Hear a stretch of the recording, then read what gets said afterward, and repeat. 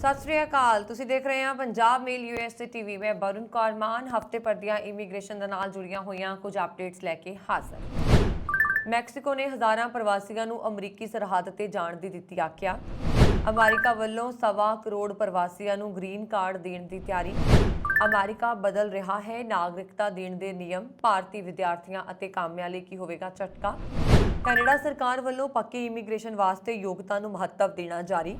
Italy ਦੀਆਂ universities ਦੇ ਵਿੱਚ ਪੜ੍ਹ ਰਹੇ ਵਿਦਿਆਰਥੀ ਸੜਕਾਂ ਤੇ ਤੰਬੂ ਲਾਉਣ ਨੂੰ ਮਜਬੂਰ। ਜਾਣੋ ਪੂਰਾ ਮਾਮਲਾ। ਕੈਨੇਡਾ ਸਰਕਾਰ ਵੱਲੋਂ ਵਿਦੇਸ਼ੀ ਕਿਸਾਨਾਂ ਤੇ ਖੇਤੀਬਾੜੀ ਕਾਮਿਆਂ ਨੂੰ ਆਕਰਸ਼ਿਤ ਕਰਨਾ ਜਾਰੀ। ਏਅਰ ਇੰਡੀਆ ਨੇ ਸ਼ੁਰੂ ਕੀਤੀ ਅੰਮ੍ਰਿਤਸਰ ਬੰਬਈ ਫਲਾਈਟ। ਵਪਾਰ ਤੇ ਟੂਰਿਜ਼ਮ ਨੂੰ ਮਿਲੇਗੀ ਮਜ਼ਬੂਤੀ। ਤੁਸੀਂ ਦੇਖ ਰਹੇ ਹੋ ਵੀਕਲੀ ਇਮੀਗ੍ਰੇਸ਼ਨ ਅਪਡੇਟ। ਮੈਕਸੀਕੋ ਨੇ ਅਪ੍ਰੈਲ ਦੇ ਆਰੰਭ ਤੋਂ ਹਜ਼ਾਰਾਂ ਲੋਕਾਂ ਨੂੰ ਅਮਰੀਕੀ ਸਰਹੱਦ ਦੇ ਵੱਲ ਜਾਂਦੇ ਹੋਏ ਆਪਣੇ ਖੇਤਰ ਨੂੰ ਪਾਰ ਕਰਨ ਦਿੱਤਾ ਹੈ।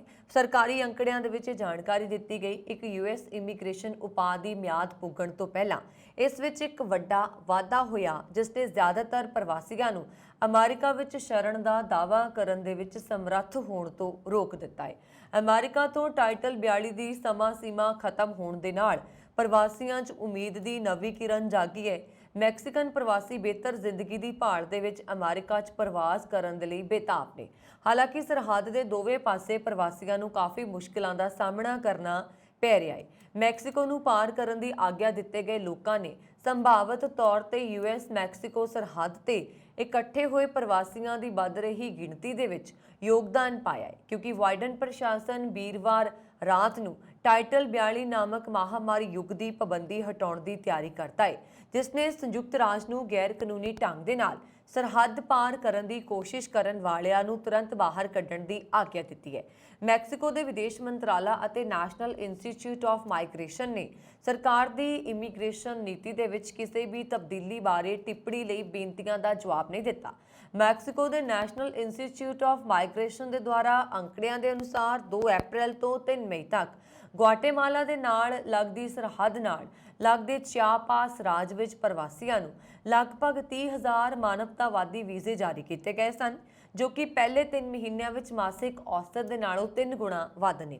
ਪਰ ਪਿਛਲੇ ਮਹੀਨੇ ਵਿੱਚ ਵੀਜ਼ਾ ਸੰਖਿਆ 'ਚ ਤੇਜ਼ੀ ਨਾਲ ਵਾਧਾ ਹੋਇਆ ਹੈ। 2022 ਵਿੱਚ ਮੈਕਸੀਕਨ ਅਧਿਕਾਰੀਆਂ ਨੇ 4,44,000 ਤੋਂ ਵੱਧ ਪ੍ਰਵਾਸੀਆਂ ਨੂੰ ਹਿਰਾਸਤ 'ਚ ਲਿਆ, ਜੋ ਕਿ ਸਭ ਤੋਂ ਉੱਚਾ ਹੈ। ਮੈਕਸੀਕੋ ਵੱਲੋਂ ਜਾਰੀ ਕੀਤੇ ਗਏ ਵੀਜ਼ਾ ਪ੍ਰਵਾਸੀਆਂ ਨੂੰ ਦੇਸ਼ ਦੇ ਅੰਦਰ ਯਾਤਰਾ ਕਰਨ, ਬੱਸ ਟਿਕਟਾਂ ਤੇ ਹਵਾਈ ਕਿਰਾਏ ਖਰੀਦਣ ਅਤੇ ਸੰਯੁਕਤ ਰਾਜ ਦੀ ਸਰਹੱਦ ਤੱਕ ਜਾਣ ਦੀ ਆਗਿਆ ਦਿੰਦੇ ਨੇ। ਮੈਕਸੀਕਨ ਸਰਕਾਰ ਨੇ ਲੰਬੇ ਸਮੇਂ ਤੋਂ ਪ੍ਰਵਾਸੀਆਂ ਨੂੰ ਅਜਿਹੇ ਹਜ਼ਾਰਾਂ ਦਸਤਾਵੇਜ਼ ਜਾਰੀ ਕੀਤੇ ਨੇ, ਖਾਸ ਕਰ ਹੈਤੀ ਅਤੇ ਵੈਨਜ਼ੂਏਲਾ ਵਰਗੇ ਦੇਸ਼ਾਂ ਤੋਂ ਆਉਣ ਵਾਲੇ ਮਨੁੱਖਤਾਵਾਦੀ ਸੰਕਟ ਦਾ ਸਾਹਮਣਾ ਕਰ ਰਹੇ ਨੇ। ਰਾਸ਼ਟਰਪਤੀ ਜੋ ਬਾਈਡਨ ਦੇ ਪ੍ਰਸ਼ਾਸਨ ਨੇ ਟਾਈਟਲ 42 ਨੂੰ ਬਦਲਣ ਦੇ ਲਈ ਸਖਤ ਨਵੇਂ ਨਿਯਮ ਬਣਾਏ ਨੇ, ਜਿਸ ਦਾ ਮਤਲਬ ਇਹ ਹੈ ਕਿ ਸਪਸ਼ਟ ਤੌਰ ਤੇ ਸਰਹੱਦ ਪਾਰ ਕਰਨ ਦੀ ਗੈਰ ਕਾਨੂੰਨੀ ਕੋਸ਼ਿਸ਼ ਕਰਨ ਦੇ ਨਾਲ ਪ੍ਰਵਾਸੀਆਂ ਨੂੰ ਮਹਿੰਗਾ ਪੈ ਸਕਦਾ ਹੈ। ਬਾਈਡਨ ਪ੍ਰਸ਼ਾਸਨ ਦੀਆਂ ਨਵੀਆਂ ਨੀਤੀਆਂ ਗੈਰ ਕਾਨੂੰਨੀ ਇਮੀਗ੍ਰੇਸ਼ਨ ਤੇ ਸ਼ਿਕੰਜਾ ਕੱਸਦੀਆਂ ਨੇ। ਅਜਿਹੇ 'ਚ ਪ੍ਰਵਾਸੀਆਂ ਨੂੰ ਅਮਰੀਕਾ 'ਚ ਦਾਖਲ ਹੋਣ ਦੇ ਲਈ ਅਪਲਾਈ ਕਰਨਾ ਹੋਏਗਾ। ਇਸ ਤੋਂ ਬਾਅਦ ਪਿਛੋਕੜ ਦੀ ਜਾਂਚ ਕੀਤੀ ਜਾਏਗੀ। ਬਾਈਡਨ ਦਾ ਮੰਨਣਾ ਹੈ ਕਿ ਕੁਝ ਸਮੇਂ ਦੇ ਲਈ ਸਰਹੱਦ ਤੇ ਹਫੜਾ ਦਫੜੀ ਵਾਲੀ ਸਥਿਤੀ ਰਹੇਗੀ। ਟਾਈਟਲ 42 ਜੋ ਕਿ ਕੋਵਿਡ-19 ਮਹਾਮਾਰੀ ਦੇ ਮੱਦੇਨਜ਼ਰ 2020 ਵਿੱਚ ਲਾਗੂ ਹੋਇਆ ਸੀ, ਅਮਰੀਕੀ ਸਰਹੱਦੀ ਅਧਿਕਾਰੀਆਂ ਨੂੰ ਗੈਰ ਦਸਤਾਵੇਜ਼ੀ ਪ੍ਰਵਾਸੀਆਂ ਅਤੇ ਅਮਰੀਕਾ 'ਚ ਸ਼ਰਨ ਮੰਗਣ ਵਾਲਿਆਂ ਨੂੰ ਆਪਣੇ ਆਪ ਦੇਸ਼ ਨਿਕਾਲਾ ਦੇਣ ਦੀ ਆਗਿਆ ਦਿੰਦਾ ਹੈ। ਹਾਲਾਂਕਿ ਲੰਬੇ ਇੰਤਜ਼ਾਰ ਤੋਂ ਬਾਅਦ ਟਾਈਟਲ 42, ਜਿਸ ਨੂੰ ਉਸ ਸਮੇਂ ਦੇ ਰਾਸ਼ਟਰਪਤੀ ਡੋਨਲਡ ਟਰੰਪ ਦੇ ਦੁਆਰਾ ਲਾਗੂ ਕੀਤਾ ਗਿਆ ਸੀ, ਉਸ ਦੀ ਮਿਆਦ ਖਤਮ ਹੋ ਗਈ ਹੈ। ਅਮਰੀਕਾ ਵਿੱਚ ਇੱਕ ਵਾਰ ਫਿਰ ਲੱਖਾਂ ਪ੍ਰਵਾਸੀਆਂ ਨੂੰ ਪੱਕਾ ਕਰਨ ਦੀ ਤਿਆਰੀ ਕੀਤੀ ਜਾ ਰਹੀ ਹੈ। ਜੀ ਹਾਂ, ਯੂਐਸ ਸਿਟੀਜ਼ਨਸ਼ਿਪ ਐਕਟ 2023 ਅਧੀਨ ਤਕਰੀਬਨ 1.25 ਕਰੋੜ ਪ੍ਰਵਾਸੀਆਂ ਨੂੰ ਗ੍ਰੀਨ ਕਾਰਡ ਮਿਲ ਸਕਦਾ ਹੈ। ਇਸ ਹਫ਼ਤੇ ਆਈਆਂ ਖਬਰਾਂ ਦੇ ਅਨੁਸਾਰ ਜਿਨ੍ਹਾਂ ਵਿੱਚੋਂ 45 ਲੱਖ ਉਹ ਲੋਕ ਨੇ ਜਿਨ੍ਹਾਂ ਦੇ ਬੱਚਿਆਂ ਨੂੰ ਅਮਰੀਕੀ ਨਾਗਰਿਕਤਾ ਮਿਲ ਚੁੱਕੀ ਹੈ। ਗੈਰ ਕਾਨੂੰਨੀ ਤਰੀਕੇ ਦੇ ਨਾਲ ਅਮਰੀਕਾ ਪੁੱਜੇ 16 ਲੱਖ ਪ੍ਰਵਾਸੀ ਅਮਰੀਕੀ ਨਾਗਰਿਕਾਂ ਨਾਲ ਵਿਆਹ ਕਰਵਾ ਚੁੱਕੇ ਨੇ, ਜਦਕਿ 6,65,000 ਦੇ ਵਿਆਹ ਗ੍ਰੀਨ ਕਾਰਡ ਧਾਰਕਾਂ ਨਾਲ ਹੋਇਆ ਹੈ। ਅਮਰੀਕਾ ਦੀ ਸੱਤਾਧਾਰੀ ਪਾਰਟੀ ਡੈਮੋਕ੍ਰੈਟਿਕ ਨੇ ਇੱਕ ਨਵਾਂ ਨਾਗਰਿਕਤਾ ਐਕਟ ਪੇਸ਼ ਕੀਤਾ। ਸਰਕਾਰ ਨੇ ਉਸ ਗ੍ਰੀਨ ਕਾਰਡ ਦੇ ਲਈ ਦੇਸ਼ ਦਾ ਕੋਟਾ ਖਤਮ ਕਰਨ ਅਤੇ H-1B ਵੀਜ਼ਾ ਪ੍ਰਣਾਲੀ 'ਚ ਬਦਲਾਅ ਕਰਨ ਦਾ ਫੈਸਲਾ ਕੀਤਾ ਹੈ।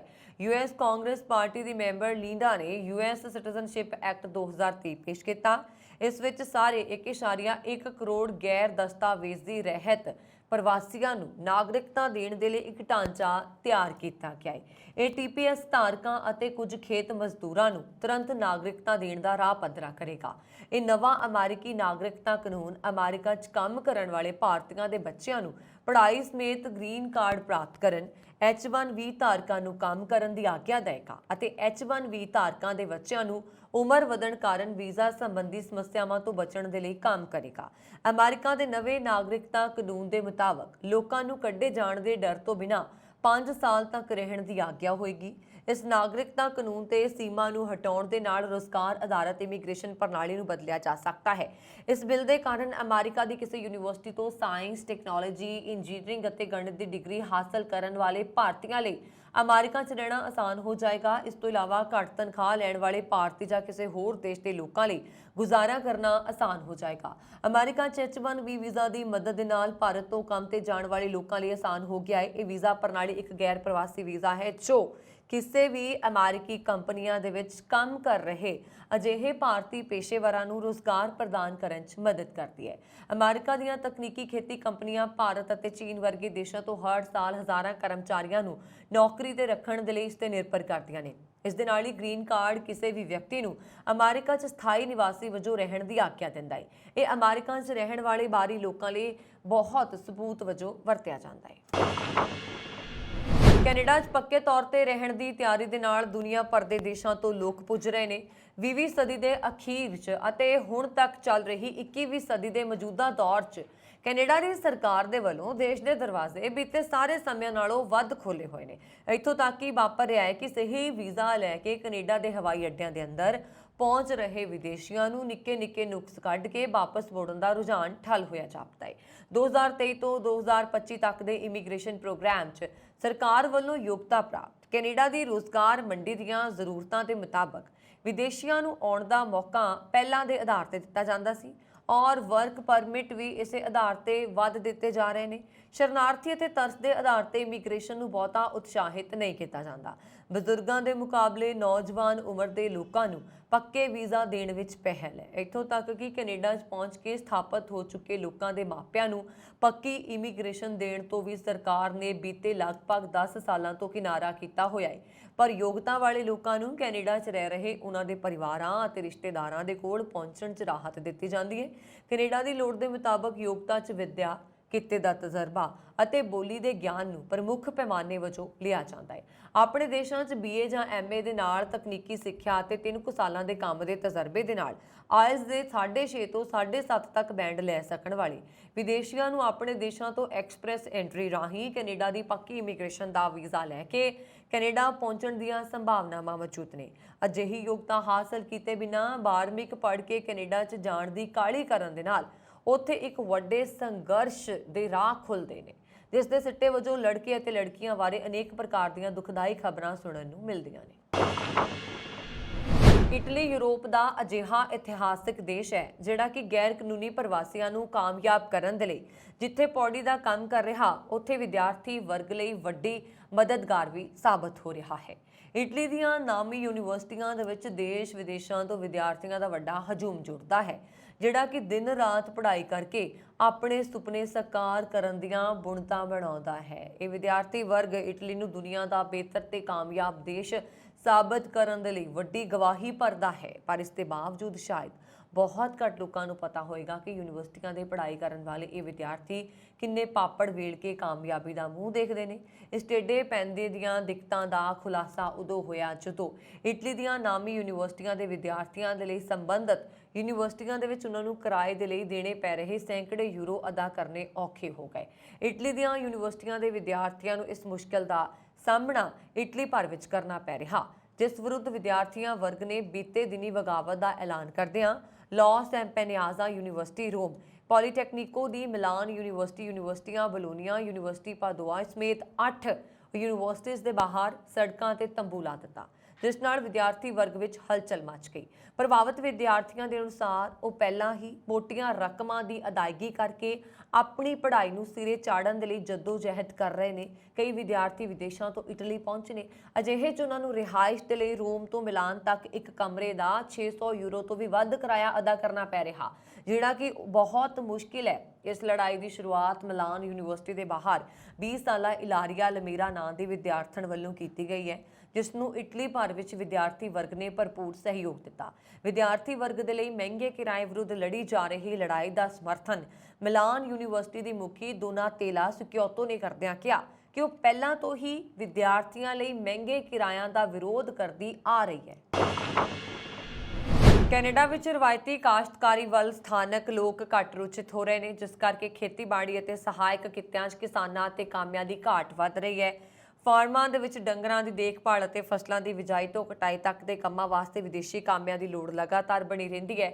ਅਜਿਹੇ 'ਚ ਖਾਦ ਪਦਾਰਥਾਂ ਦੀ ਸਪਲਾਈ ਬਰਕਰਾਰ ਰੱਖਣ ਦੇ ਲਈ ਕੈਨੇਡਾ ਸਰਕਾਰ ਨੇ ਇਮੀਗ੍ਰੇਸ਼ਨ ਨੀਤੀਆਂ ਰਾਹੀਂ ਵਿਦੇਸ਼ਾਂ ਤੋਂ ਕਿਸਾਨਾਂ ਅਤੇ ਕਾਮਿਆਂ ਨੂੰ ਆਕਰਸ਼ਿਤ ਕਰਨਾ ਸ਼ੁਰੂ ਕੀਤਾ ਹੋਇਆ ਹੈ।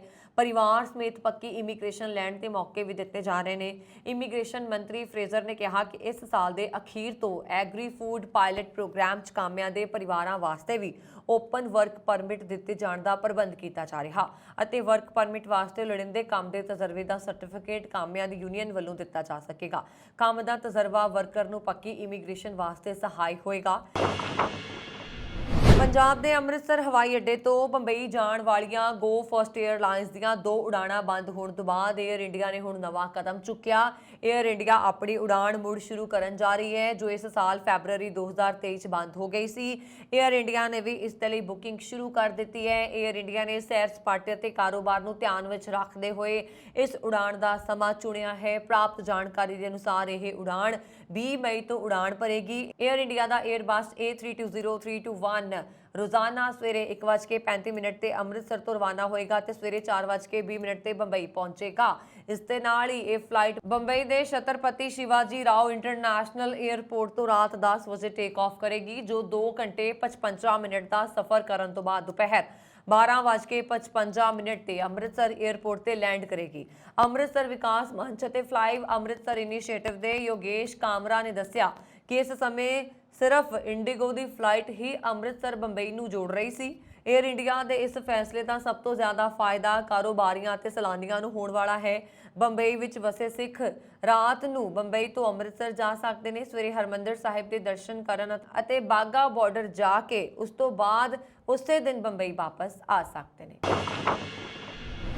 ਇਮੀਗ੍ਰੇਸ਼ਨ ਦੇ ਨਾਲ ਜੁੜੀਆਂ ਕੁਝ ਅਪਡੇਟਸ ਵਰੁਣ ਕੌਰ ਮਾਨ ਨੂੰ ਦਿਓ ਕਿਆ ਸਾਡਾ YouTube ਚੈਨਲ ਪੰਜਾਬ ਮੇਲ USA TV ਜ਼ਰੂਰ ਸਬਸਕ੍ਰਾਈਬ ਕਰੋ ਜੀ। ਸ਼ੁਕਰੀਆ, ਸਤਿ ਸ਼੍ਰੀ ਅਕਾਲ।